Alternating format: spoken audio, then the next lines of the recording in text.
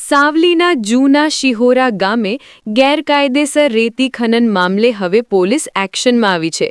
ડેસર તાલુકાના આ ગામમાં રેતી ખનન દરમિયાન અચાનક માટીની ભેખડ ધસી પડતા 2 નિર્દોષ કામદારોના મોત થયા હતા, જે બાદ તંત્ર જાગ્યું છે।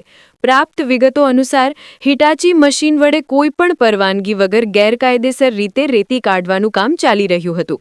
આ જોખમી કામગીરી દરમિયાન ભેખડ ધસી પડતા ત્યાં હાજર સુભાષ યાદવ અને રોહિત માળી દટાઈ ગયા હતા અને તેમનું કરુણ મોત નીપજ્યું હતું। આ ઘટનાની ગંભીરતાને જોતા ડેસર પોલીસે હવે કાયદેસરની કાર્યવાહી તેજ કરી છે।